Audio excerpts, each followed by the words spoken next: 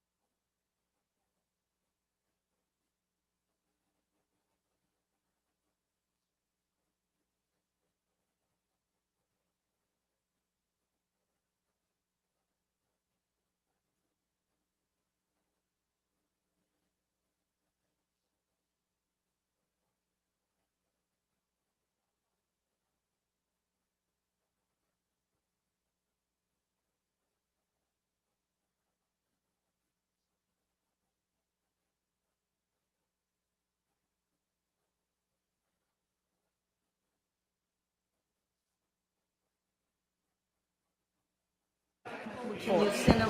Chester, Bill, Okay, I'll send it over. But Connie, Yeah, because Connie, actually, 1, 2, 3, 4, 5. I can't know if it's recording sound. well, that's what I wanted to. I'll send it. Well, good. We're working.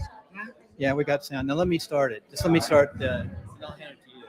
Well, well, I've got. let me go through this. No, let me start it. And I'll hand it to you. Well, now the resolution, remember that's that? it. Okay, Yeah, because that's gonna go in the newsletter. yeah, I sent that to you Hi, the other Warren. day, and I went back and looked. Yeah, but I What are you explained. doing? But Kim, no, Joey gonna Kim make it, or- suggested Never know that Joey. It's not like it back there. What time it was is the it? first one about opposing digital I'm Bill currency. Warren. And she wanted to say, Warren? instead of like, this could disrupt the economy or something, she said, it's not law yet, and they can't make law, and Bill? it's not a law. So say, could possibly. So We're beyond And already. Yolanda said, look, they tried to get it through in a 11:45. bill last time, we're gonna try it again. We gotta beat it, so we're gonna keep the language. So, but I wrote all that, that was the only. I still can hear you. Yeah, I sent it to, yeah, so check. Hey, if I can have everyone's attention. Ray, you gotta calm down, Ray. So if we're live streaming right now, so everything you say is being recorded, you pick it up. And if we just try to leave just one mic on at a time, at least it's okay. So your guest speakers will come here. We're live streaming. We actually have sound now. We have channel 8 here. Thank you, channel 8. We celebrating. So it's on the news. And I'm gonna hand over to Ray. I think everything I did put the light up. I might put that up. So I'm looking at the light controller. If you need to start this camera here, Ray. Go ahead. And I think we're good to go, Ray. So I'm going to hand over to Ray. Don't say anything quite a while. You want to clap. And we are good to go. Well, welcome, everybody. Oh, you're gonna go. You want to see it so we can cut it. And get the hell out of the way.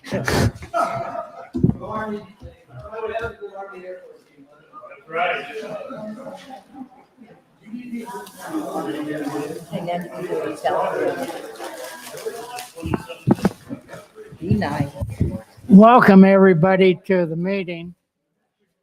I think it's gonna be a good meeting. We have a great lineup. And just so you know, I don't know if you could hear Bill, but we do live stream. This is being a live stream all over Nevada and actually US. And then we record this and it'll be on YouTube in the next week. And that does go nationwide. So behave yourselves. And Channel 8, thank you for being here. So be on your best behavior. Now, if you would, please stand up for the prayer and then the pledge. Would you lead us in the pledge? She'll do the prayer first. Thank you. Dear Heavenly Father, in these times there's so much to pray for, but today we salute our veterans, those brave men and women who served our country. There's really no higher service one can give to his or her country than to be a part of the military, always working to keep our country free and preserving our freedoms. We thank you, our veterans, for the sacrifices that you've made for your country. We ask God to bring peace to all parts of the world that are torn apart by conflict, to bring a spirit of love to all enemies, and to bless our veterans and all of us, your children. In Jesus' name, we pray. Thank you. That was very good. It was short, and that's It what was you short. like. That's what he likes. Dr. Gilbert is going to lead us in the pledge.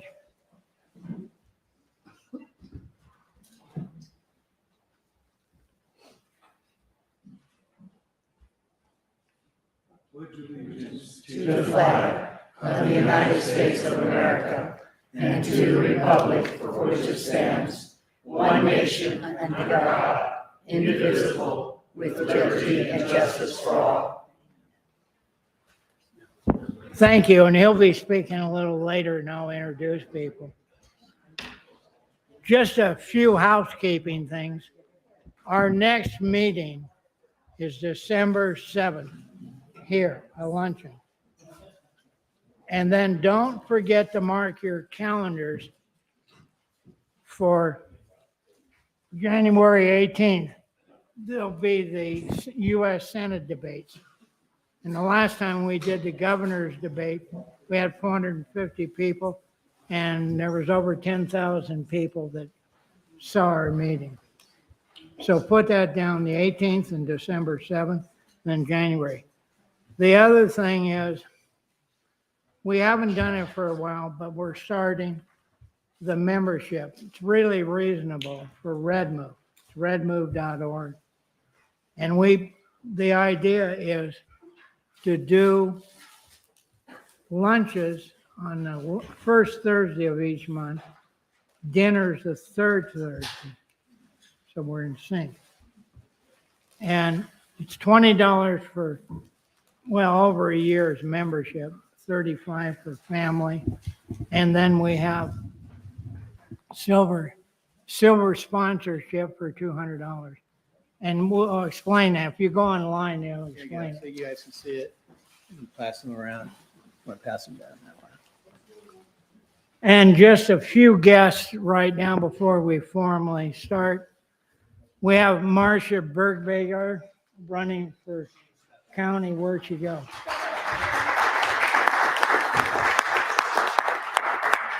Where is she? Oh. She'll be back.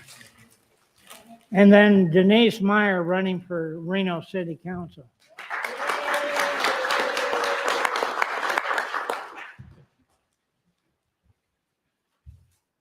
And Carolyn Smith, the past president of the Nevada Federation of Women.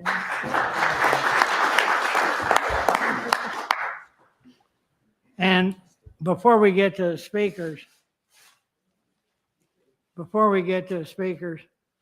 Bill Conrad, I have to throw it in, is running for U.S. Senate.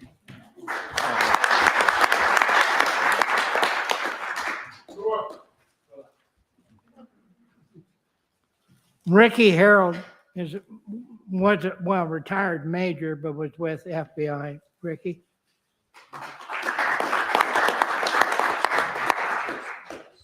Where's Marcia? She's here someplace. Oh, on the phone? Well, I guess we can start a little bit early as far as formal. We're going to do it in order. Each speaker will have a couple of minutes to describe a little bit about their organization and for people to be aware of, and I'm sure talk about how to get a hold of them. Because after the meeting, can you hear me all right down here? because after the meeting, I'm sure they'll stay and talk to you. With that in mind, the first is Nevada Department of Veteran Services. Introduce yourself and go from there. Well, I just want to say thank you. What an honor to be here, really, amongst some of the great heroes of our country. So my name is Ron Machete. I'm a veteran service officer. And who do I work for? I work for the Nevada Department of Veteran Services, not to be confused with the U.S. Department of Veteran Affairs. So what's our vision? Our vision is to make sure that every Nevada veteran, service member, and their families understand and can connect to benefits and the services they have rightfully earned through their service. So what's my role? My role as a VSO is to help navigate the claims process and to be your advocate. When you get a call from the VA, I always say, please call me, let me know so that I can represent you and help you. So we fill out forms and we submit them to the VA. We answer all the questions and troubleshoot problems. And one of the biggest things with veterans is I'll tell you what, we don't, as a VSO, we don't really earn our wings for about a year. That's how much training it takes to really know how to maneuver through the system. So does your typical vet know how to do that? No, he doesn't, or she doesn't. And so that's what we're here for. We're here to help and provide resources, guidance, and information.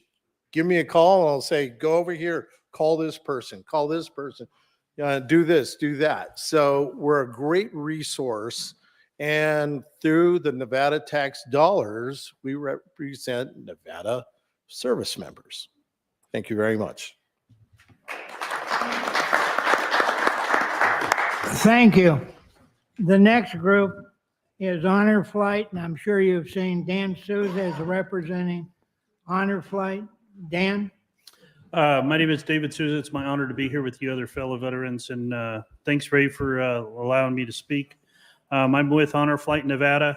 The Honor Flight Network was set up to send World War II veterans to visit their memorials after they built the World War II memorial. Private pilots, we would take the veterans into Washington, D.C. to view their memorials, and then it turned into a larger, bigger show. Local Honor Flight Nevada Network's been around since, I believe, 2013 or thereabouts, and do trips, 4 or 5 trips a year. Our next trip is in December. We'll be home on December 3rd, I believe it is, that Sunday. But it is an awesome trip. It is the oldest veteran and least healthy veteran that are selected first, and then they go into a process that way. We take veterans from Northern Nevada to visit those memorials in Washington, D.C. on usually a 3 to 4 day trip. So it's an honor for us to do this, an honor for our veterans to attend. And the ones that do attend say it's they go home, or they go with us as strangers and they come home as a big family. We have a bunch of family events going on. Atlantis is doing the veterans buffet this week. We have a couple events that we're doing for veterans that are coming home and getting ready to go. But our next major event is the Gold Star Tree in a couple weeks. So we'll be at Sportsman's Warehouse, I believe, on November 12th, next Saturday. If you guys want some swag, we're going to be getting rid of some of our old shirts and stuff. So thanks again. Thank you, David. By the way, Porta Subs, not here, but Porta Subs is donating Monday a bunch of food and sandwiches for veterans. Just thought I'd bring that up. The next is Dr. Barrett, the VA Sierra Hospital. Yes, Steve? thanks for having me. I'm here to share kind of my personal connections here to the on a couple different planes. One, I joined the Army as after getting accepted to USC Medical School on what's called an HPSP scholarship or Health Professional Scholarship. That's what started my connection with the Army. Served over a span of approximately 11 years there, then went to private practice and then quickly joined the VA. So I've been with the VA as a physician for 25 years, over 20 years for sure. My other connection is with the VA, and then my third connection is my son is in the third year at West Point, so known as the cow year. He actually, yeah, thanks, Bill. He'll actually be out here, and he's been coming out here usually during the weeks of Thanksgiving to meet with any prospective student who's interested in any of the academies to help them with the what they're looking for in general, the application process, the nomination process, and such. So we usually get involved with that. So I'm happy to, if there's anybody here who has questions or knows of anybody that would like to meet with him, he'll be out here the week of the 20th of November. November, and we can hook him up. So I came here in Reno about 2007 as the chief of staff, spent about 10 years at the hospital, chief of staff, big mission. Hospital is about half the size it is now. The goal was to increase access, timeliness of access, improve quality of care, and expand services. We did a tremendous, I have to say to Dr. Schlegelmilch, who I worked with originally as a director, was very supportive, and we were able to greatly increase the services that Reno delivers. Currently, I'm in a teaching role, so my capacity now, I help organize and lead teaching of the medical residents and students from UNR.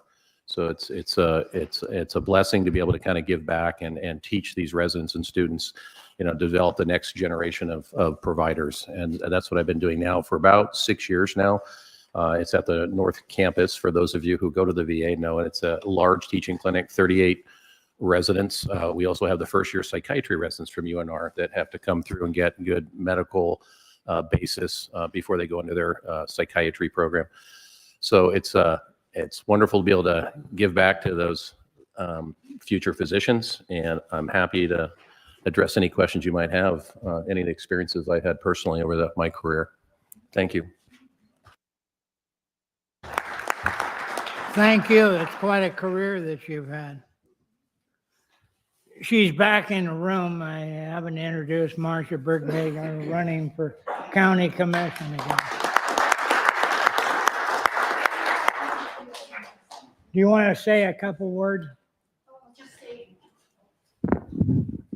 My name is Marcia Burke-Bigler. I'm running for Commission District 1 here in Washoe County. Thank you, gentlemen, for your service, all of you. It's such a pleasure to be part of this great country and know that we have people like you who are always here for us. So thank you very much, and for everything you've done and everything you still do. I appreciate it. Thank you, Marcia. Denise, do you want to say something? We're a little ahead of schedule. I knew if I gave you the mic, you'd be here. I might not give it back. I'm Denise Meyer. I'm running for City Council, Ward 3.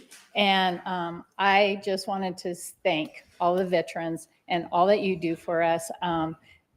My father was a veteran. My husband's fathers were veterans. They're no longer with us, but we do appreciate all the sacrifices that everybody has made for us. I actually have a daughter who works at the VA hospital, and I have another one who left the VA hospital to go to Washoe County schools. But I live right down the street. Very important part of our lives, and thankful for the ability to say what we want to say because of the sacrifices that you have all made. And thank you very much. Thank you, Denise. And with that in mind, I don't think I've missed anybody. Everybody is important.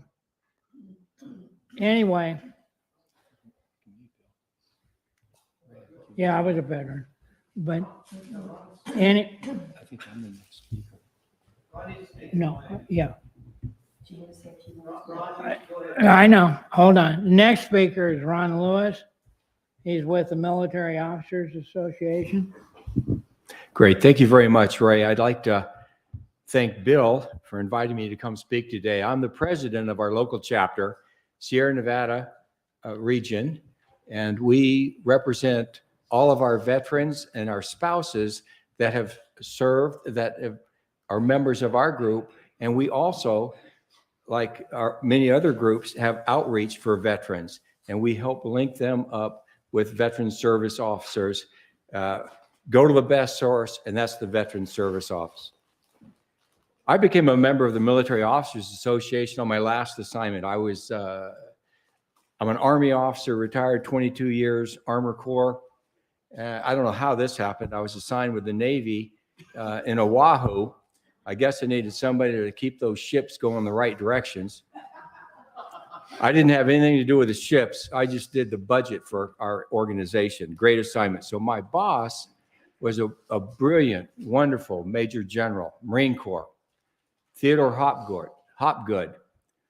Yes, he was a great fellow. And he had an office call with all of us and said, I would like all of you quality young men and women out there, and we were the young then, to consider joining MOA. And I am so glad he did, because what our group does a lot locally, but at the national level, our greatest activity is government service for advocacy for veterans and veterans' families. That's the largest component that we have.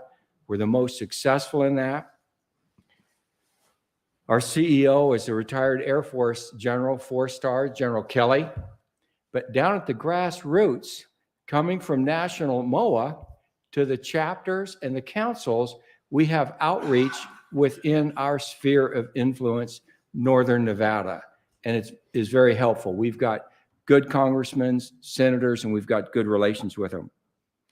What we do as a chapter is we support our membership, our local veterans community. I work closely with David Sousa with the Association of the United States Army, the Marine League, Vietnam Veterans of America, Chapter 989. We all work well integrated. It's the best outcome for our membership and our other service members. What we also interact with is at the UNR, the University of Nevada, Reno, our veterans. We work with the university on the commissioning program. We have a scholarship we have each year there. We work closely with a professor of military science. I thought David might talk about our speaker, or his speaker for the AUSA. The PMS was his aide in one of his earlier assignments. JROTC, 11 high schools, we support those. Their program is pivotal for the citizenship development of the students, and it's great. Veterans Guest House, I hope to link up. We support them with their fundraising, and we're going to expand programs in the JROTC. Well, Ray, thank you very much for asking me to come. I hope I will be available later if anyone has questions. Thank you, Ray. You're welcome. The next speaker is Roy Allen, his Vietnam story. It's quite a story. Take your time and take it away, Roy. Thank you. You got me going here. I want to thank Bill and Ray for inviting me to the meeting today. It's the first time, and it's quite an honor to be here. Thank you all very much. I joined the Army in 1959 at age 17. Is there anyone else in here that joined the services at age 17? There's more than what you think there is. And look at that. That's really great. And of course, I wanted to be a paratrooper. So I went into the Army and I became a paratrooper and done that for several years until I got orders to go to Vietnam. In Vietnam, it took 10 months for them to catch up with me. And catch up with me they did. And as my proof that it happened, I brought my helmet in the day that I was wounded. And you can see where the projectile went through the helmet and came out of my head. And I got a plate in my head today. And so chances are I could be in a cemetery someplace. But here I am. I did go back to Vietnam the second time, and I don't know if anybody's familiar with let me see, Kai Lay. Kai Lay was a terrible place. We had a very small detachment there, and there was like 2 VC people there, and this is a Viet Cong flag that I got a hold of, and it was with the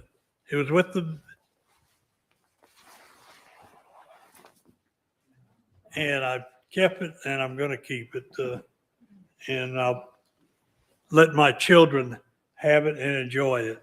This is a South Vietnamese flag, who were our friends, and for the most part, and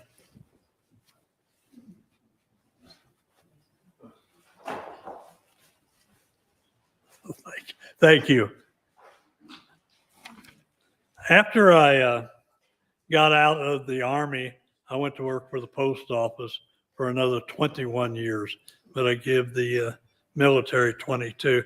I do have a little short thing here. Ray was waving at me earlier, and it's called "A Soldier Died Today." Now, when I talk about soldiers, I'm talking about Marines, I'm talking about Navy personnel, I'm talking about Air Force, I'm talking about Coast Guard. A soldier died today. He won't be mourned by many, going quietly on his way. A soldier died today. It's so easy to forget them. It's our Bobs and Jims who went into battle. The common soldier, when our country is in conflict, they have the job to clean up all the troubles the politicians start with small pay, a medal, made me lose my place, and a small pension. When politicians leave this earth, their bodies lie in state while thousands note their passing and proclaim that they were great. And some who break that promise, and their pay is not in proportion to the service that they give.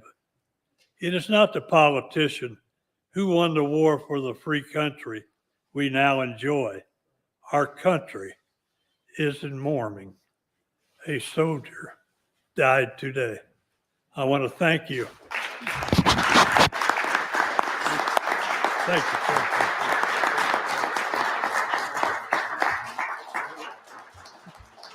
Thank you all. Roy, I want you to explain, when you did get wounded, about your hospital stay and a little bit there before you told me the story, but. Yes, when I was wounded, I was wounded in the head, and I was wounded in my right wrist here. And I was picked up on the battlefield by a Huey, a helicopter, and they took me to a special forces camp at Canto, and I was only there for a very short time, and they further evac me up to 3rd Field in Saigon, and I was there for only a day or two, and they shipped me to the Philippines, to Clark Air Force Base, and I was there for over a month, and they wouldn't let me get out of bed, so I was still filthy from splashing down in the water and all that stuff, because the patties were full of water, and but we kicked their, excuse my French, please, we kicked their asses. And from there, I was sent to Hawaii, Tripler Army Hospital. I was there for about 2 weeks. And eventually, after all this, I went to Denver, Colorado, and was in the hospital there for, oh gee whizzikers, 6 months or so. So a total of about 9 months. But again, here I am, and I'm so glad to be here. And thank everyone here for listening to me.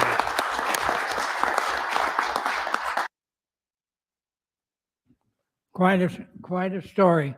You told me on the way here that who saved you when you got shot was a Vietnamese that you could have drowned in the rice paddy, right? The Vietnamese second lieutenant, and I fell face down, and I heard the bullet go through the helmet, went thump, thump, and everything went black. Turn your mic on.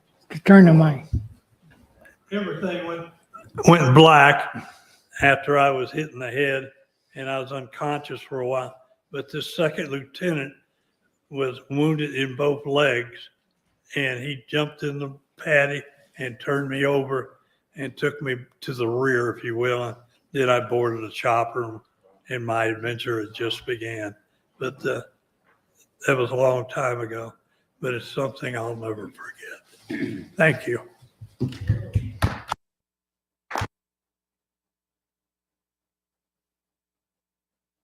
And now our keynote speaker, Dr. Warren Gilbert. He was a lieutenant colonel, right? Correct. And take it from there, and he's going to talk about Veterans Day and Honor Ridge and explain, and take it from there. You got a lot of time.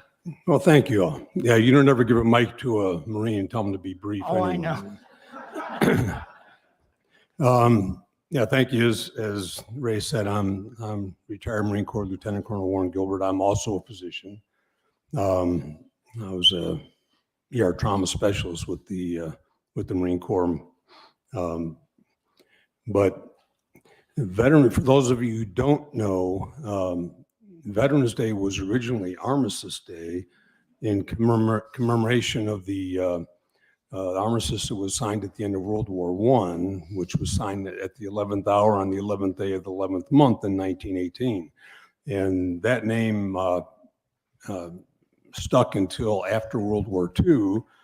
And in 1947, a veteran of World War II held a big celebration in honor of the end of the war, and he called his event National Veterans Day, and realizing that there's going to be more conflicts than World War I going on, the government decided to officially change the name from Armistice Day to Veterans Day, and it's held until now, and it's still November 11th. And he actually held his event on what was Armistice Day at that time in 1947 on November 11th. Interestingly, November 8th is also a very important Veterans Day, which commemorates a battle that occurred in South Vietnam in 1965, where there was a task force of about 400, which included members of the 173 Airborne Brigade, of which that was Bill Conrad's old unit, right, Bill? And they were sent to South Vietnam to drive out the Viet Cong that were trying to take over South Vietnam. So there was 400 of them. They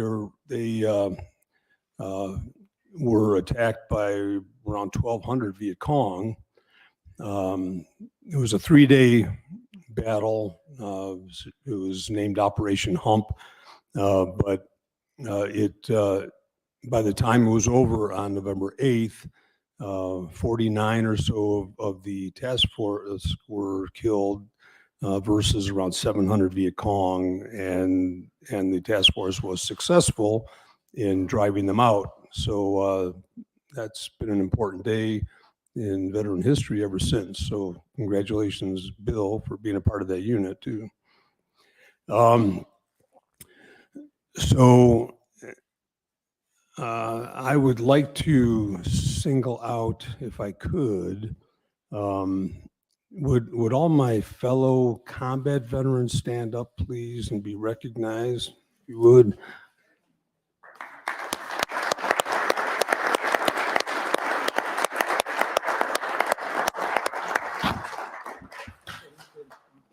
Thank you. I think they deserve special recognition as a lead into what I'm going to be talking about, which is PTSD and TBI. When by the time I retired from the Corps in 2012, I had been on 3 combat tours, and I formed a foundation called Nevada Veterans for Veterans, and partnered with an existing 501c3 nonprofit called MRD Global, which clothes and feeds needy families here in Northern Nevada. Well, my veteran arm of that for the past 12 years has been treating veterans with PTSD, and also helping veterans get jobs, and we've actually housed homeless veterans and helped them, get into apartments. But we've been doing it on a relatively shoestring budget from donations to our mrdglobal.org website, and through money we've gotten through fundraisers we hold throughout the year. Well, a few months ago, I reconnected with a woman, Dr. Janet Franco, who actually I brought with me today because she, just raise your hand, Janet, wherever you are,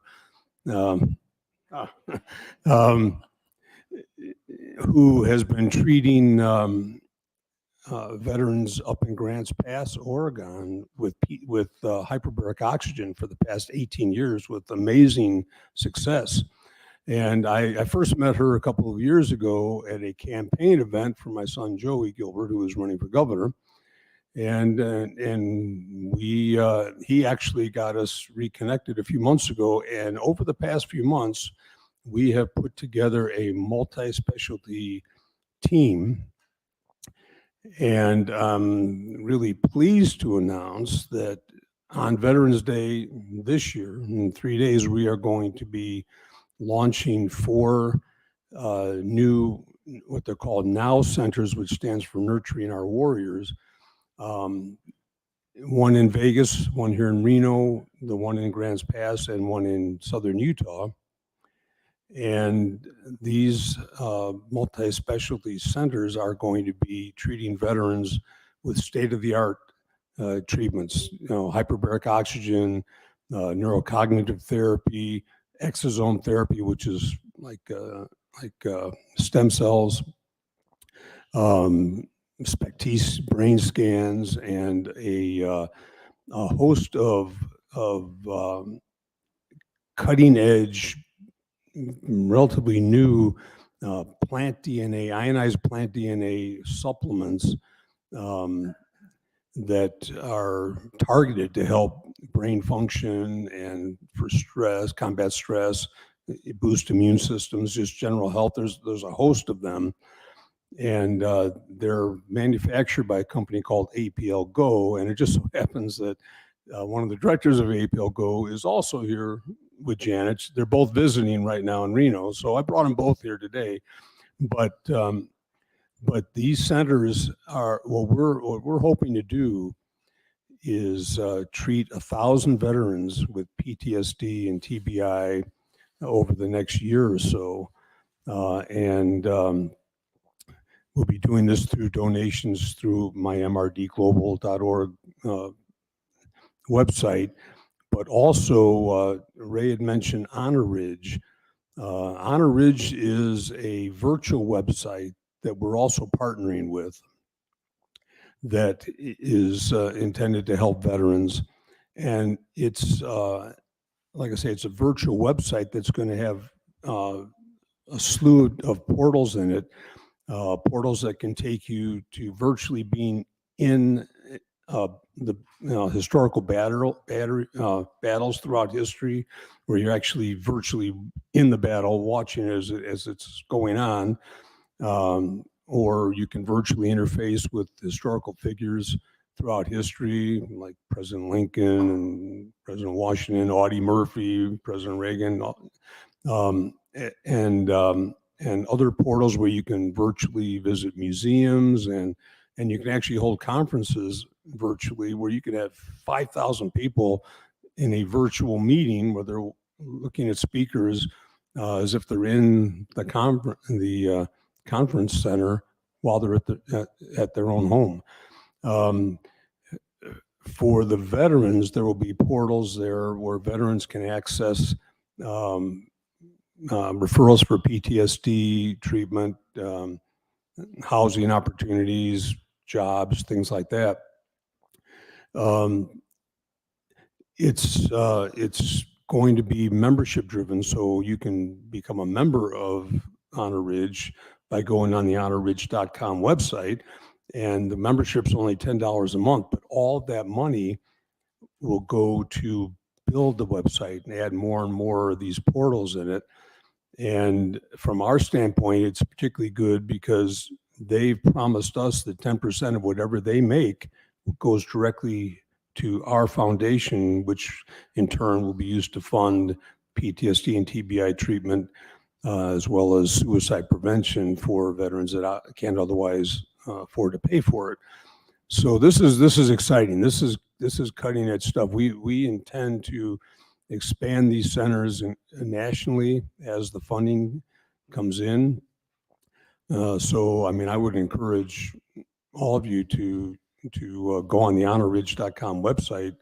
And the more people that sign up, the faster they can get the money to build out those portals. But I think it's going to be a huge endeavor. We've got donors that are coming out of the woodwork to help us with getting our centers up and running, and getting our equipment, the hyperbaric and all the exosomes and everything too. So this is going to be key. It is our goal to literally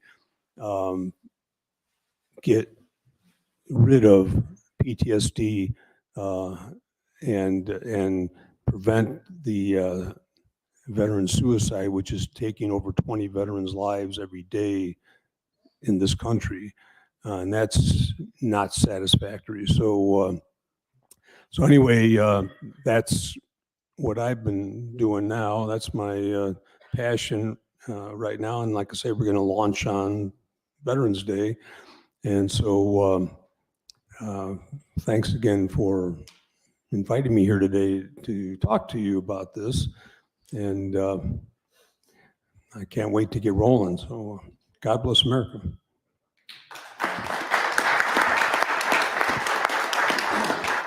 I know I didn't totally understand. Can you introduce your two guests that are down here?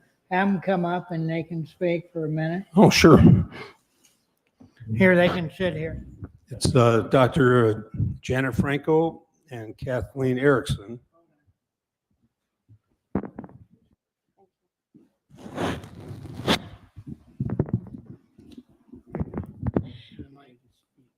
Thank you so much. First of all, thank you so much for your service. I've been working with suicidal veterans, particularly for 18 years now, and that came from an injury my son had when he was 3. He fell out a window on his head and cracked his skull and tried to kill himself 4 times.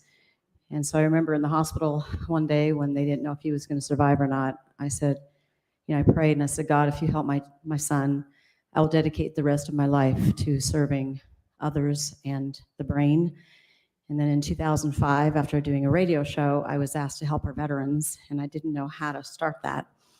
And so I've been on this journey a long time, and most of my work has been with suicidal veterans, and I'm glad to say I've never lost one under my watch, and that's God.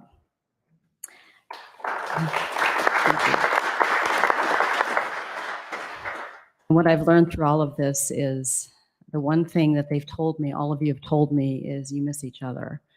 It's time to bring together these amazing heroes and find a way. And Dr. Gilbert has been the answer to prayer for me because it's been hard out there by myself in the streets all these years. My former partner, retired Air Force colonel, got cancer from Agent Orange, so he had to take a step back. And he actually got hyperbaric. It saved his life with Agent Orange. So we're moving the markers of science right now.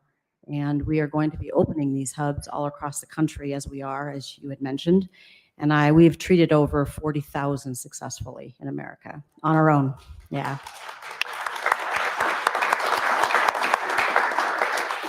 And I can go on, but the last thing I do want to mention is we have a girl by the name of Eden Carlson, and she drowned and died for 5 hours, and we brought her back fully. And so we are in a new day in science. I work with the best scientists on the planet, and I'm so honored and just humbled. It makes me shake when I think about it, but we're getting ready to launch, and these centers, our goal is to let every veteran or first responder come in that room or that door and be treated for free. And we're on our way. So whatever you can do to help us and spread the word. I'll be moving up to here to Reno, Las Vegas, and so I'm more than happy to work with Dr. Gilbert to open our center here. So I'm really excited about that. Anyway, I want you to meet Kathleen. About a month or so ago, I suffered a poisoning, blood poisoning, and literally went to the other side. And all I had was these amazing DNA. I call them the love drops, and they saved my life. And in a week or so, I was back in the seat again and working, and we just did this event in Las Vegas last weekend. So I want you to meet Kathleen Erickson and have her talk for a minute about these love drops. My son actually now is married, has 7 children, and won the Baseball College World Series, and he's doing amazing. And thank you so much for that. Thank you. Thank you for asking.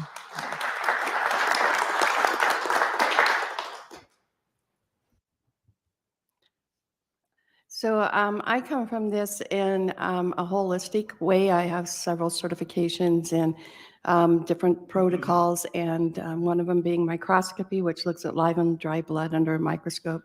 So I've traveled with a hard case and a microscope across the country and to Hawaii and back.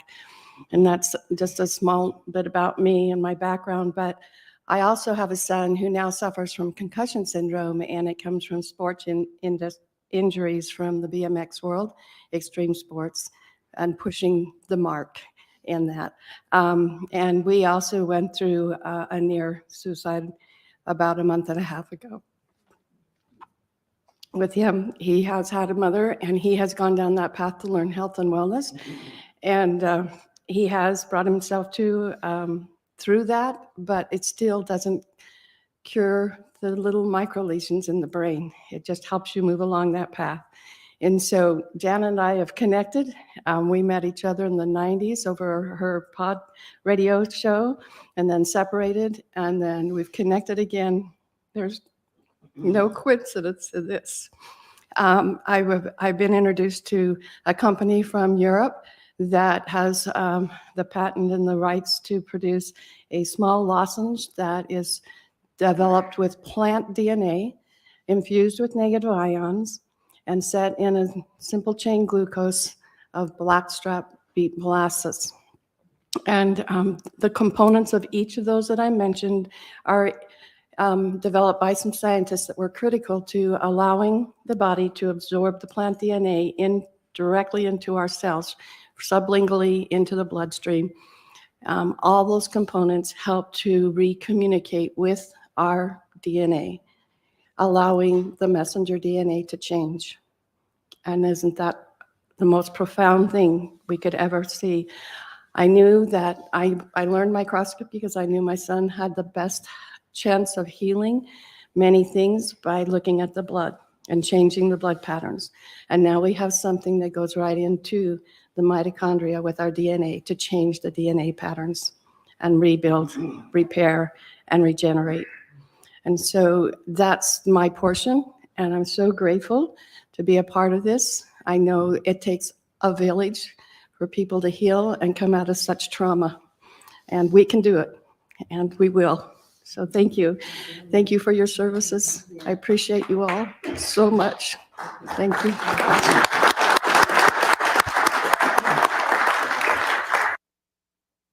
I do want to say one more last thing that is huge. You mentioned exosomes, and exosomes are produced by the stem cell, and they're the Cadillac of the stem cell. And we've been invited, the company that has the only certified exosome sold in the United States. They want to bring us into the brain study, and they just award $100 million by the government to do this. So we've been asked to be a part of that. So we're really excited. Thank you very much, and God bless you.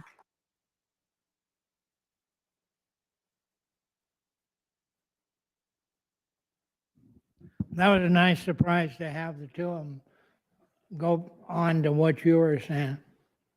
With that in mind, Bob Devon is going to talk about Adopt a Vet Dental Program, which I'm familiar with. Good afternoon, everybody. Bob Devon here. I'm a volunteer at the Adopt a Vet Dental Program. It's at the TMCC fourth deck. The dental program's up there every Thursday.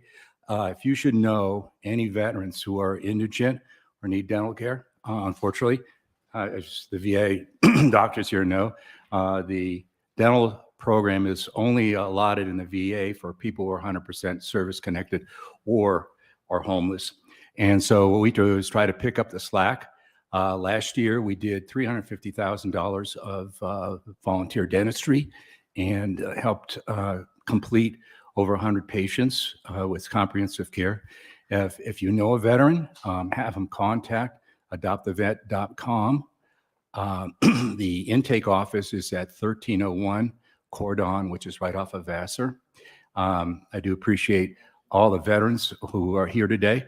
And I look around the room and I see a couple of our volunteers, Dr. McEnany, Jim Hansen over here. And if I miss somebody, I'm sorry. But it's a great program. The veterans are so appreciative. We are humbled by what they have done to deserve it. Thank you. Thank you.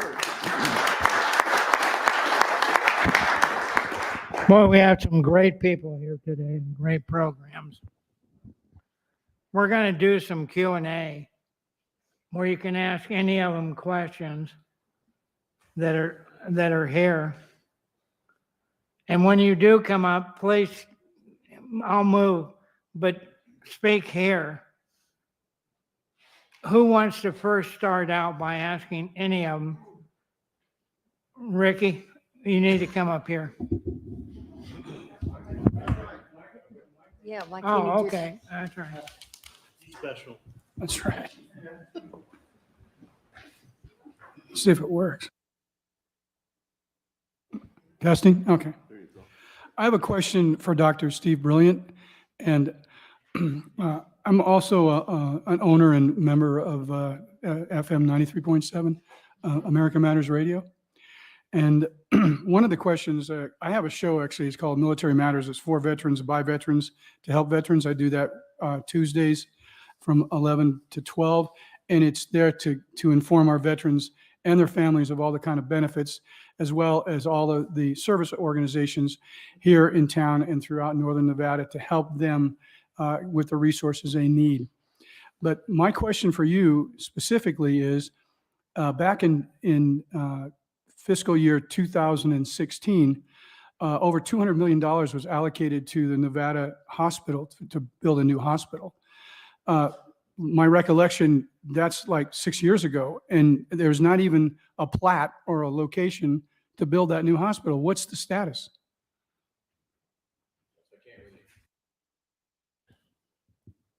Can't really speak for the VA. I can only speak from what I've heard. So originally my involvement was we were going to put about 80,000 square foot addition to the old facility based on seismic issues and needing to expand. At some point, they decided it would probably be quicker and better than try to fix the airplane in flight to start with a brand new hospital. I'm not sure what happened since then. I know that was the decision that was made, but I don't know where they are with it now. That's something they have to get back to the PAO or something to get back to you and get you an update for that. I can answer a little bit of that. That is correct. They swapped the rebuilding of the hospital. If you haven't seen the hospital, it's got like several different architects that decided to add different wings to it, and it's impossible to add on to that without doing something else to the original building, which would cost more money. They are looking for a location. they're in the process of finding land and doing other things. So that's where the process is. And it's with all of us, all our veteran organizations and the community to demand the VA to build that hospital in Reno. The reason why it was scrubbed was because of the Denver VA hospital debacle. And that's where everything started slowing down. At that same time, though, we were able to get the state veterans home located here in Sparks, Nevada. And recently, they just passed legislation to build another state veterans home in Las Vegas. So they're doing some things in Nevada, but the home or the hospital is looking for land, and they're doing that quietly in the area. So it'll be somewhere in the Truckee Meadows area. They just don't know where.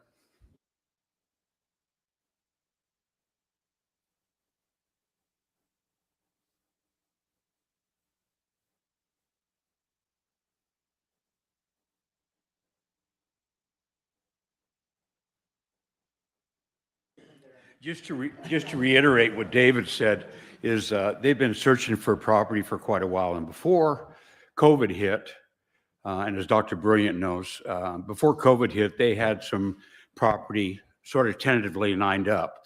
And then that fell by the wayside during the COVID thingamajigger.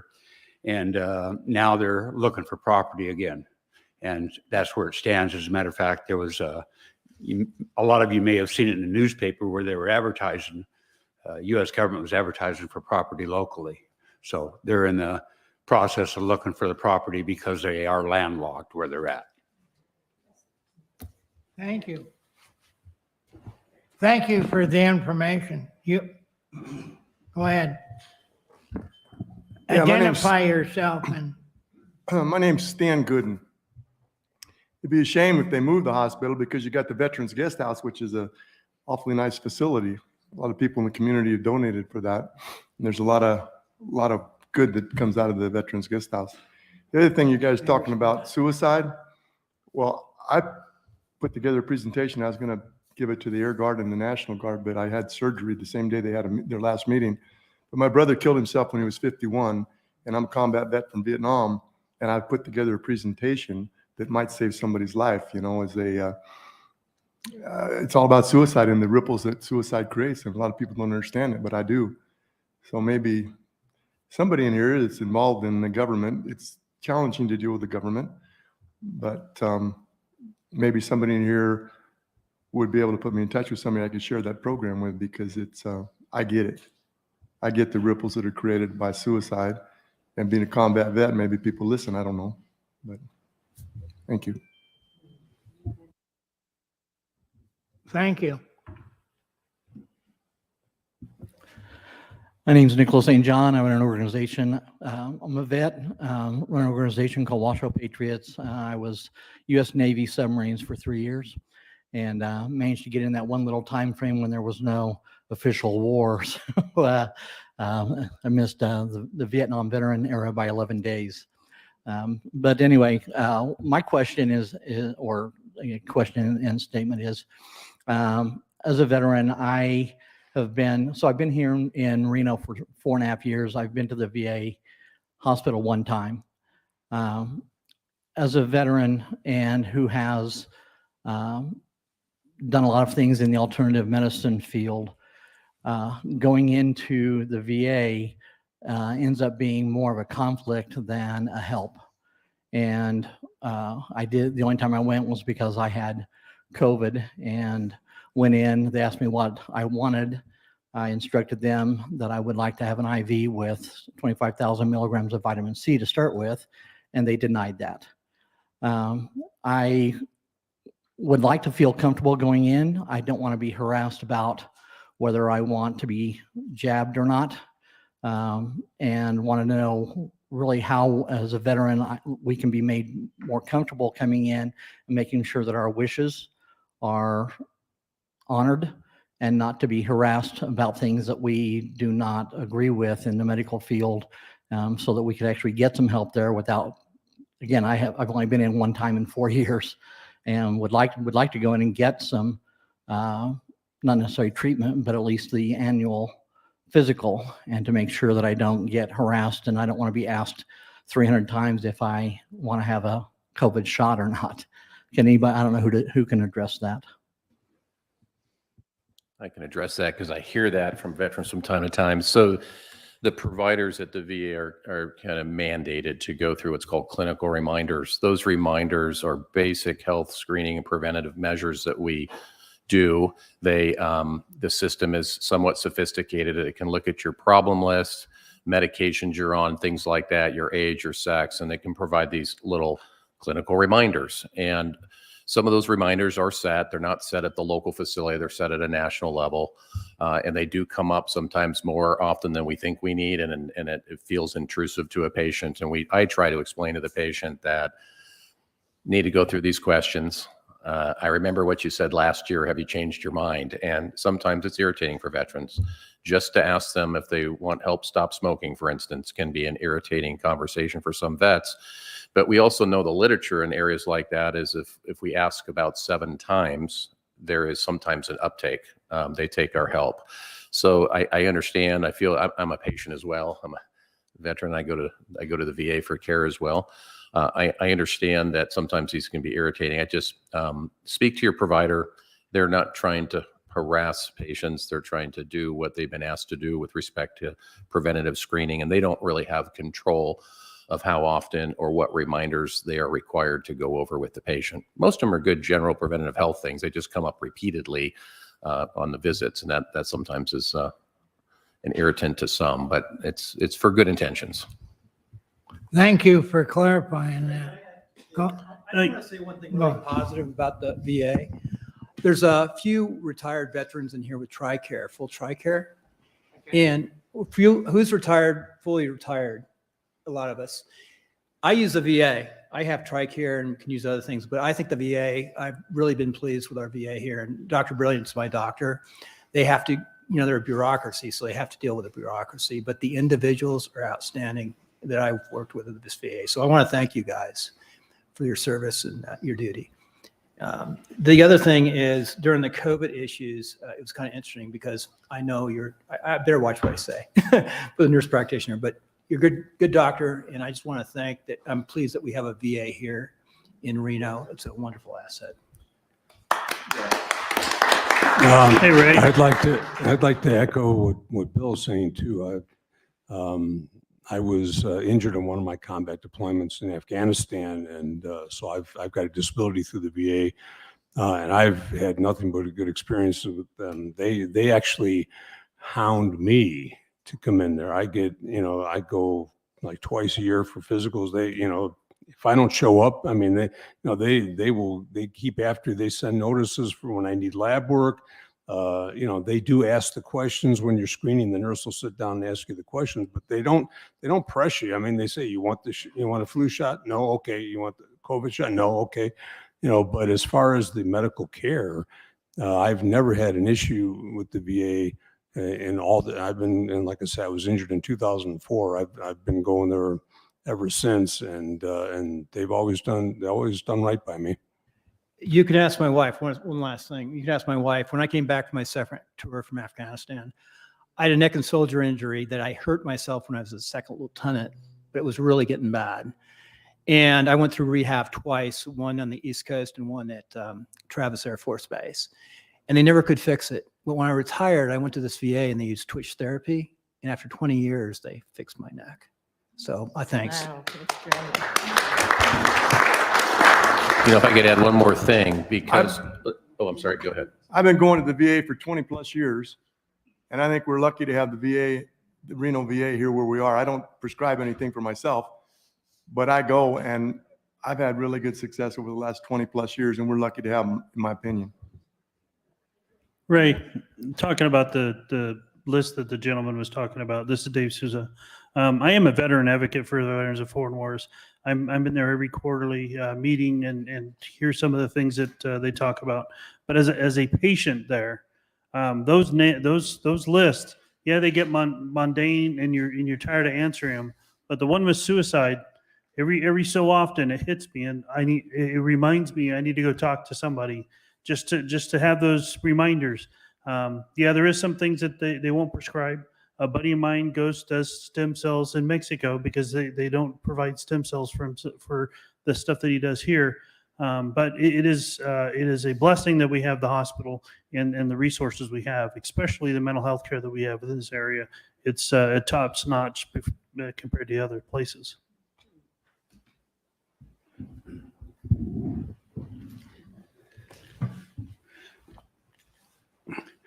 I'd like to echo what a number of you said about the VA hospital, which I've been going to since the mid-70s, 74, 75, 76, a long time. And for the most part, 90-some% of the time, they've done right just by me, all the way down the line. And in regards to the COVID thingamajigger, I volunteered at the COVID clinic for 18 months. 18 months. And I'd get clowns come in there and they needed to get the COVID inoculation, the COVID shot, because of their job in order to maintain or keep their job. And some of them were quite irate. And I specifically remember one clown that to me, it's a shame it became political, in my opinion. But there's one clown that he says, I told him, I said, it's not about you. It's not just about you. It's about the whole. It's about everybody. It's about the whole. It's not just about you. And he says, I don't give a F about everybody else. And that's the mentality, unfortunately, of some of the veterans that come in there. But having gone there since the mid-70s and having a whole hell of a lot of good doctors, and to reiterate again what David said and a number of other people, it's been nothing but, I think it's one of the best hospitals, and a lot of people will concur, one of the best VA hospitals in the nation. So. Wow, that's great. Actually, one way the VA could, I think, benefit veterans, and I'd like to have that conversation maybe with someone at the VA, but the VA, the VA sort of has to work within the guidelines that the VA establishes. So, and they're somewhat resistant to change as far as treatment protocols and things like that go.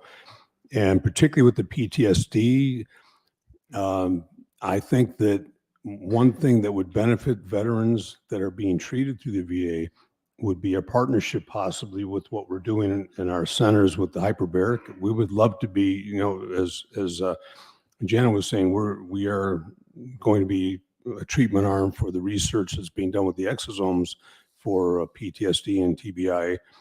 But the hyperbaric oxygen has been proven to be amazingly effective in treating PTSD and TBI. And it's not currently being used at the VA. But I think that I would love to maybe do a partnership with the VA, with our centers, and maybe be a treatment arm for them, and maybe add that as part of their treatment protocols, and maybe do a study and maybe put some data together and see if we could cure these veterans with PTSD without drugs.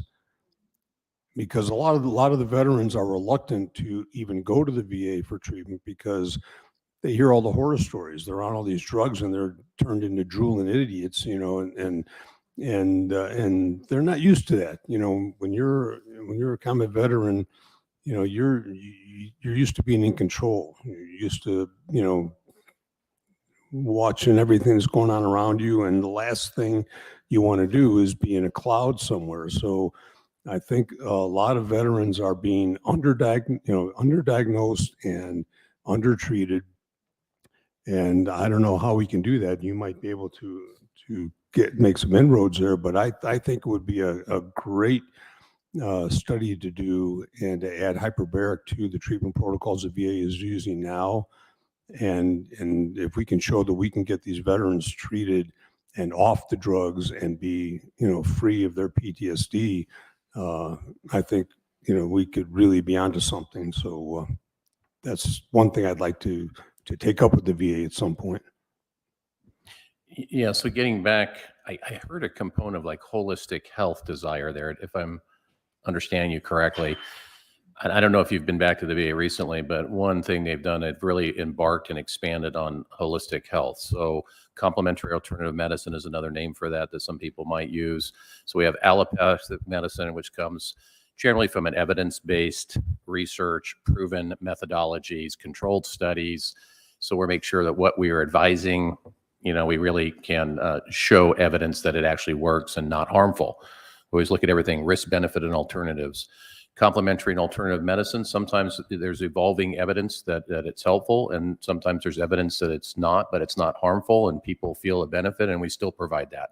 So there's a whole host, there's a whole department now there that can offer various things, dry needling, massage therapy, it just goes on and on and on, mindfulness, and offline I can talk to you, and we actually have handouts in the clinics now to give to the veterans. I think we just got those new handouts just within the last couple of weeks.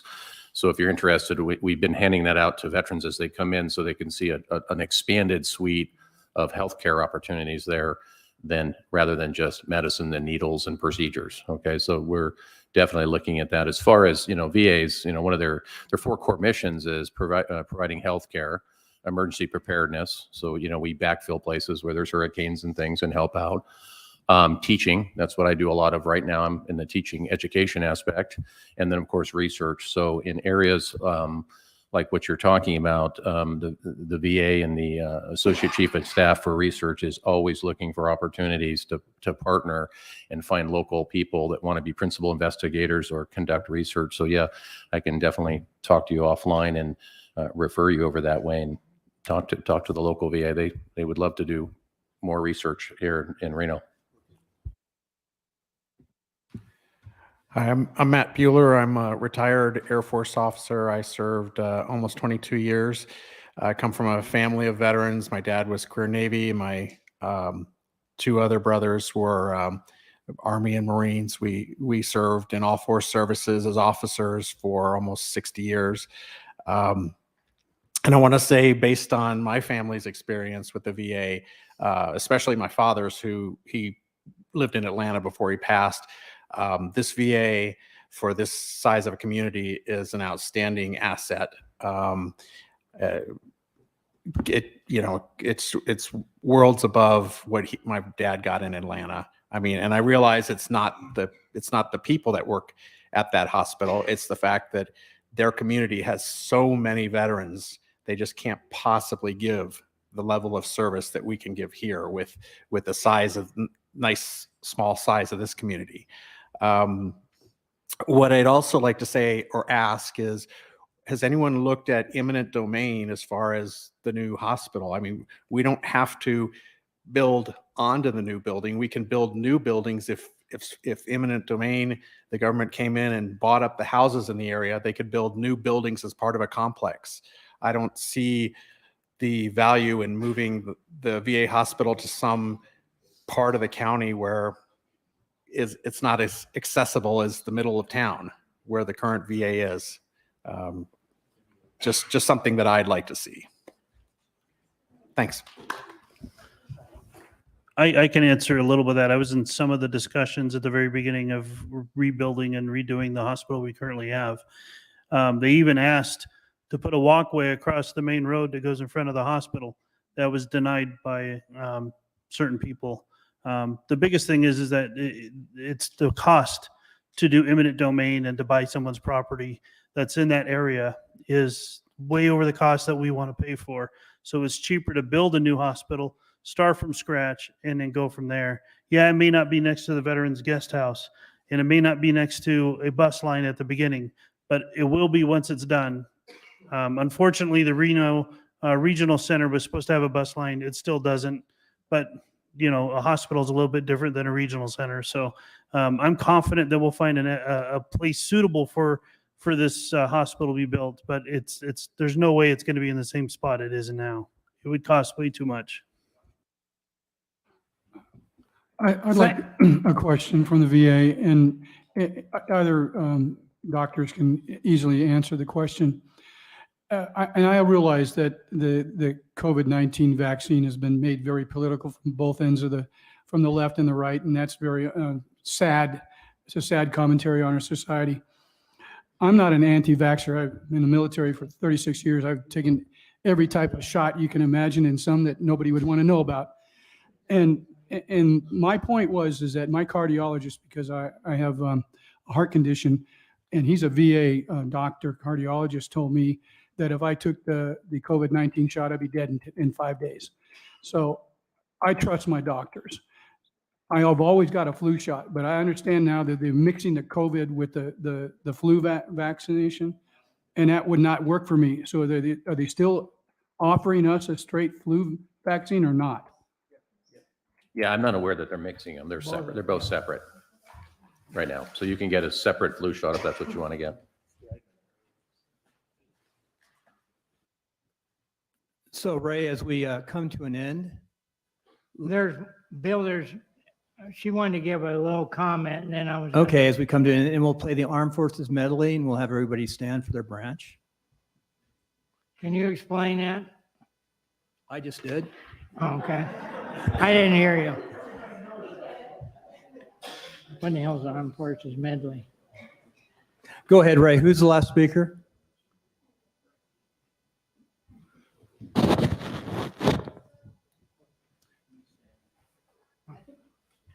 I think it's important to address the science that you've shared. And we've been studying hyperbaric for 80 years. And General Flynn is actually on the board for the International Hyperbaric Medical Foundation that's been trying to get the VA to look at hyperbaric.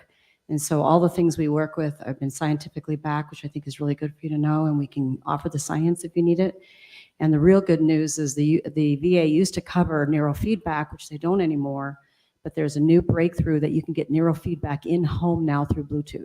So we can now send the protocol to the home of the veteran and we can watch their brain transform in real time from one location. So these are huge breakthroughs that open that frontal lobe of the brain that release that suicide sting and open the body to more oxygen and nutrition. So that's where we are in science right now. So I'd love to talk to you about that further. Thank you so much. So if everybody could, I'm not positive it'll work. We're going to try with the bandwidth, and I would like to do this first, but if you could stand for your branch, that's what you need to do. Let's see if it works here. No, sorry about that. I have.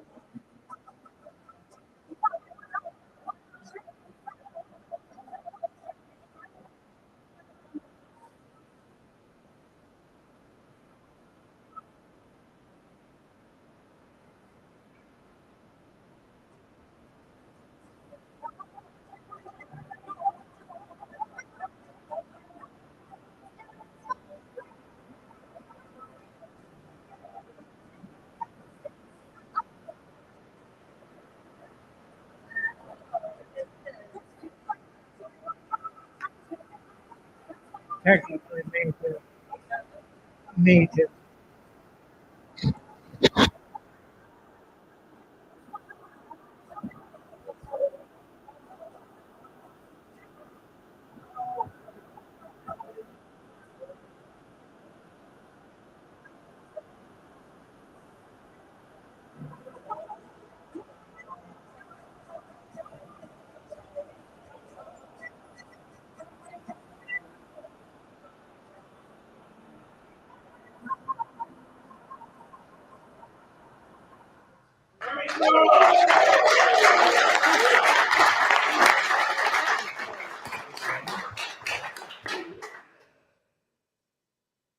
Bill put together this, I think it was a nice final touch. And I wanted to give a little shout out to the people that have helped put this on. Karen Conrad that signed UN Stand Up. Janet Butcher and Gary Butcher that have helped stand up. Even Carolyn Smith helped this time. And Pam Dare. With that, don't forget December 7th here, but then January 18th, the debate, there'll be a lot of people. And Bill, where will the video be seen? Can you explain it to people? Yeah, Redmove, it's real simple. Redmove. Live stream is up right now. They'll have an editor enough. I doubt tomorrow. Don't they just go to redmove.org, right? Either one. It'll be up there. Go ahead. Dan. Hey, Ray, real quick. My Veterans of Foreign Wars post here in Sparks, Nevada, we give out 5 $1,000 VA nursing student scholarships. Our dinner will be on December 9th for $40 or $45. We're still working on the price. It'll be at the Nugget Casino on December 9th. Everybody's invited. Look, vfw3396.org, or reach out to me and I'll get you the information. But we're going to honor 5 $1,000 VA nursing student scholarships during that dinner. Hey, I have one announcement here. Somebody left a set of keys to a Nissan. So anyway, if you're missing your keys, let us know. They'll be up at front. Thanks. It says Nissan. It just says Nissan. Anyway, I want to thank all of you for coming. Go to the website. You can see yourselves on tape and you can see my ugly face. But anyway. Thank you, Ray. Hey, you did a good job.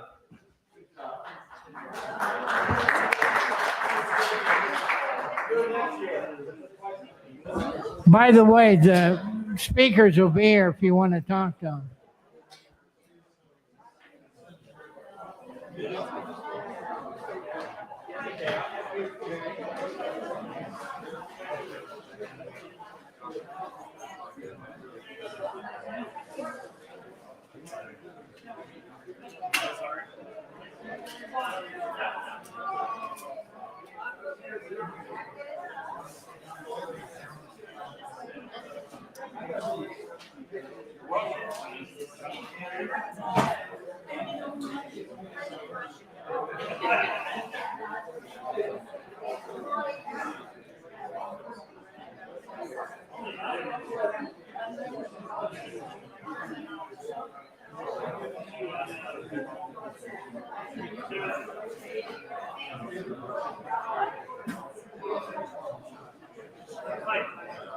Thank you.